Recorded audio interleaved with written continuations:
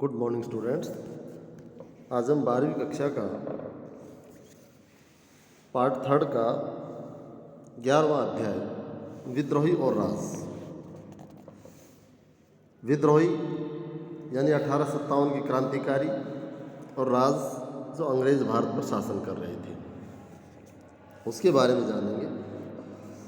1857 क्रांति, जैसा कि आप सब जानते हैं, सब भारतीय लोग जानते हैं कि 1857 क्रांति एक महत्वपूर्ण क्रांति हुई भारतीय इतिहास में और भारत को आज़ाद कराने का एक पहला प्रयास था, जिसमें हम सफल नहीं हुए, लेकिन सफलता की नींव जरूर रख दी गई उसमें। अब भारतीय लोग विद्रोह करना सीख गए थे, अंग्रेजों का से लड़ना सीख गए थे और उनका सामना करना सीख गए थे, अपनी आवाज़ को उठाना सीख गए थे।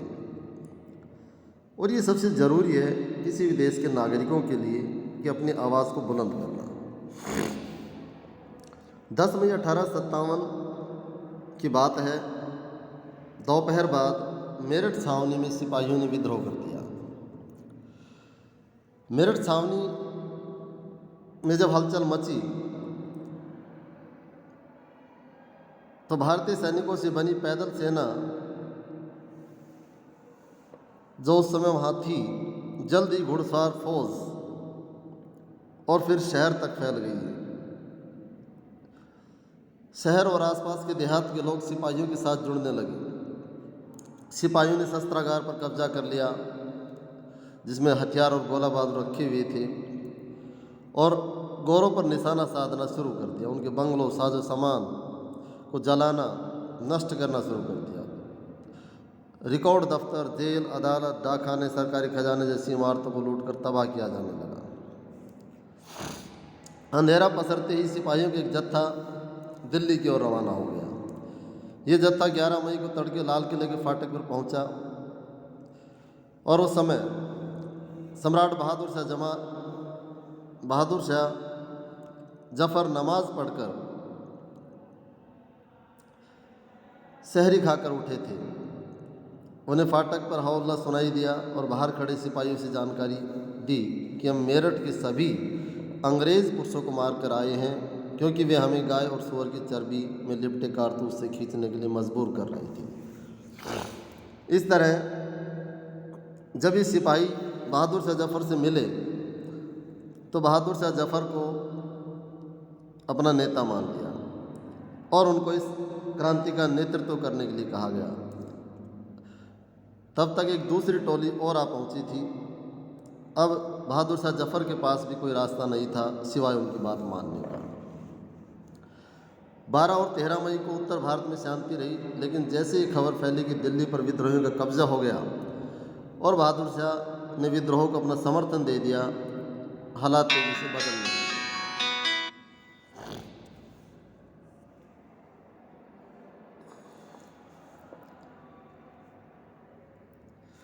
विद्रोह का ढर्रा।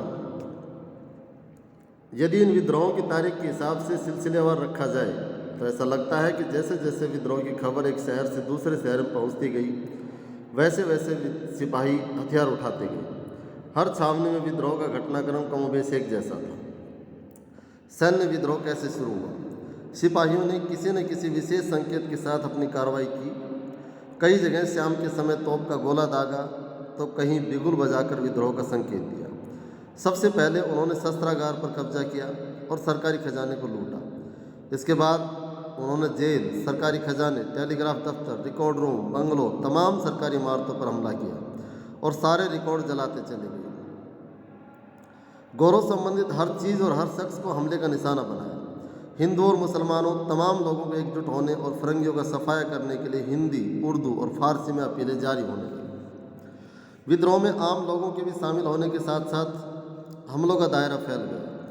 लखनऊ, कानपुर और बरेली जैसे बड़े शहरों में साहूकारों और अमीर भी विद्रोहियों के गुस्से के शिकार बने। उनके घर जला दिए गए, उनके लूटपाट की गई, क्योंकि किसान लोग अपने आप को उन लोगों से भी ठगा हुआ महसूस कर रहा था। इसलिए जो किसान शामिल हुए, किसानों ने वहाँ जोतदारों, जमींदारों, अमीर लोगों को भी जमकर लूटा।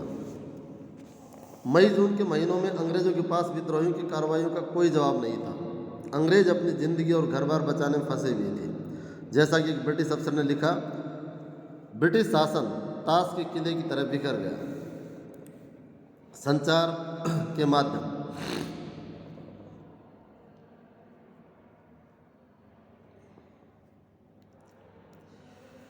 अलग अलग स्थानों पर विद्रोह के ढर्रे में समानता की वजह आंशिक रूप से उसकी योजना और समन्वय में निहित थी। इसमें कोई शक नहीं कि विभिन्न छावनियों के सिपाहियों के बीच अच्छा संचार बना हुआ था।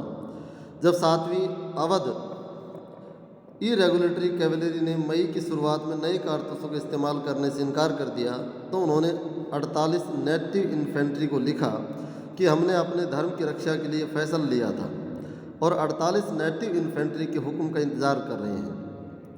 सिपाही या उनके संदेशवाहक एक जगह से दूसरी जगह जा रहे थे। लबोलवाब ये कि लोग बस बगावत के मंसूबे गढ़ रहे थे और उसी के बारे में बात कर रहे थे। विद्रोहों की बनावट। जिन साक्ष्यों के आधार पर ऐसा लगता है कि इन विद्रोहों में एक योजना और समन्वय था,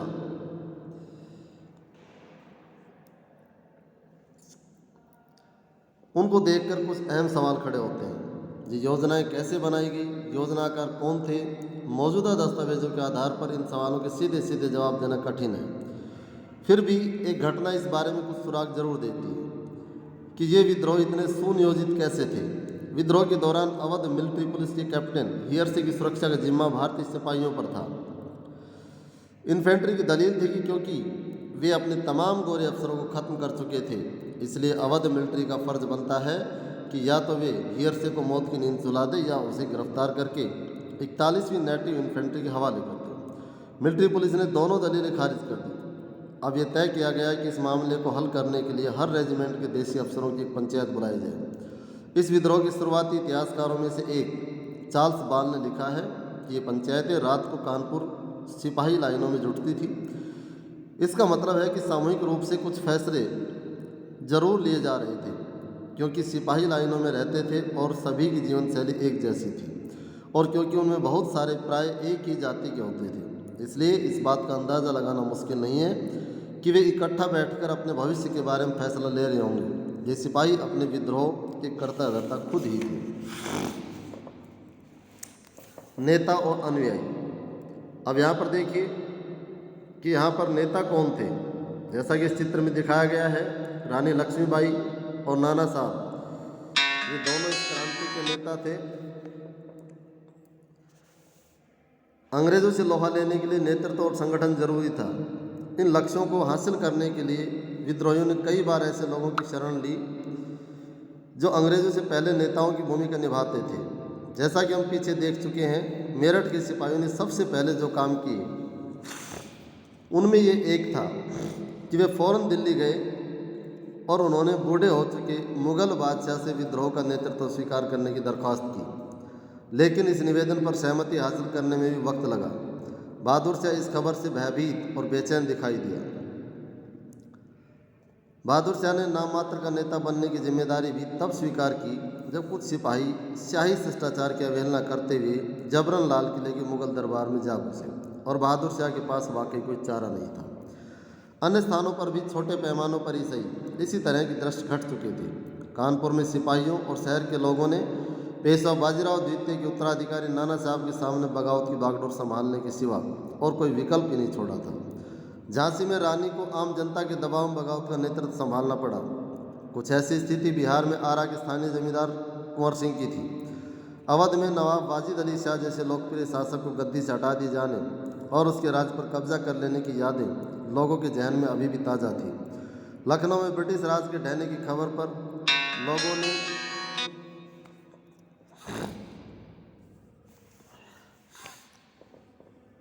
नवाब के युवा बेटे ब्रिजेश कदर को अपना नेता घोषित कर दिया था। सभी जगहों पर नेता दरबार से जुड़े व्यक्ति रानियां, राजा, नवाब, तालुकदार नहीं थे। अक्सर विद्रोह का संदेश आम पुरुषों एवं महिलाओं के जरिए और कुछ स्थानों पर धार्मिक लोगों के जरिए फैल रहा था। मेरठ से इस आशय की खबर आ रही थी कि वहां हाथी पर सवार एक फकीर को देखा गया था जिससे सिपाही बार बार मिलने जाते थे।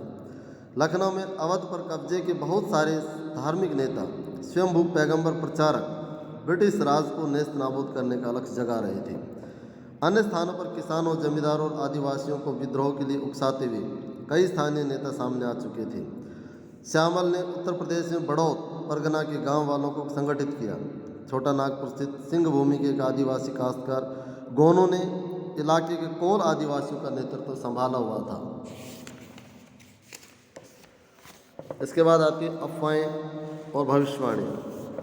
अफवाहें और भविष्यवाणियाँ क्या हो रही थी? तरह तरह की अफवाहों और भविष्यवाणियों के जरिए लोगों को उठ खड़ा होने के लिए उकसाया जा रहा था।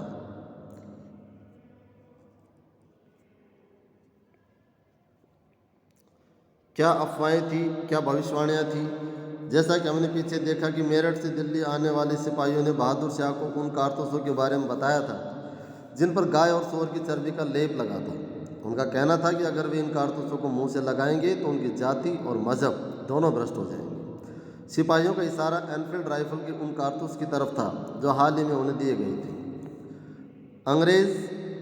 अंग्रेज़ों ने सिपाहियों को लाख समझाया कि ऐसा नहीं है, लेकिन यह अफवाह उत्तर भारत की छावनी में जंगल में आग की तरह फैल गई। इस अफवाह का स्रोत ढूंढा जा सकता है। राइफल इंस्ट्रक्शन डिपो के कमांडेंट कैप्टन राइट ने अपनी रिपोर्ट में लिखा था कि दमदम स्थित शस्त्रागार में काम करने वाले नीची जाति के एक खलासी ने जनवरी 1857 के तीसरे हफ्ते में एक ब्राह्मण सिपाही से पानी पिलाने के लिए कहा था। ब्राह्मण सिपाही ने कहकर अपने लोटे से पानी पिलाने से इनकार कर दिया कि नीची जाति के छूने से लोटा पवित्र हो जाएगा। रिपोर्ट के मुताबिक इस पर खलासी ने जवाब दिया कि जल्दी ही तुम्हारी जाति भ्रष्ट होने वाली है, क्योंकि अब तुम्हें गाय और सूअर की चर्बी लगे कारतूसों को मुंह से खींचना पड़ेगा। इस रिपोर्ट की विश्वसनीयता के बारे में कहना मुश्किल है, लेकिन इसमें कोई शक नहीं कि जब एक बार यह अफवाह फैलना शुरू हुई तो अंग्रेज अफसरों के तमाम आश्वासनों के बावजूद इसे खत्म नहीं किया जा सका और इसने सिपाहियों में एक गहरा गुस्सा पैदा कर दिया। 1857 की शुरुआत तक उत्तर भारत में यही एक अफवाह नहीं थी। यह अफवाह भी जोरों पर थी कि अंग्रेज सरकार ने हिंदुओं और मुसलमानों की जाति और धर्म को नष्ट करने के लिए एक भयानक साजिश रची है। अफवाह फैलाने वालों का कहना था कि इसी मकसद को हासिल करने के लिए अंग्रेज़ों ने बाजार में मिलने वाले आटे में गाय और सूअर की हड्डियों का चूरा मिलवा दिया। शहरों और छावनियों में सिपाहियों और आम लोगों ने आटे को छूने से भी इनकार कर दिया। चारों तरफ इस आशय का भय और शक बना हुआ था कि अंग्रेज हिंदुस्तानियों को ईसाई बनाना चाहते हैं और ये बेचैनी बहुत तेज़ी से फैली। ब्रिटिश अफसरों ने लोगों को अपनी बात का यकीन दिलाने का भरसक प्रयास किया, लेकिन नाकामयाब रहे। इन्हीं बेचैनियों ने लोगों को अगला कदम उठाने के लिए झंझोड़ा और किसी बड़ी कार्रवाई के आह्वान को इस भविष्यवाणी से और बल मिला कि प्लासी की जंग के 100 साल पूरे होते ही 23 जून 1857 को अंग्रेजी राज खत्म हो जाएगा। तो इस तरह आपने देखा कि चर्बी वाले कारतूस की, आटे में हड्डियों की जो अफवाहें थी ये फैल रही थी। बात सिर्फ अफवाहों तक सीमित नहीं थी। उत्तर भारत के विभिन्न भागों से गांव-गांव में चपातियाँ बांटने की भी रिपोर्ट आ रही थी। बताते हैं कि रात में एक आदमी आकर गांव के चौकीदार को एक चपाती और 5 और चपातियाँ बनाकर अगले गांव पहुंचाने का निर्देश दे जाता था और ये सिलसिला यूं ही चलता जाता था। चपातियाँ बांटने का मतलब और मकसद न उस समय स्पष्ट था और न ही आज स्पष्ट है, लेकिन इसमें कोई शक नहीं कि लोग इसे एक आने वाली उथल पुथल का संकेत मान रहे थे। नेक्स्ट अगले लेक्चर में करेंगे।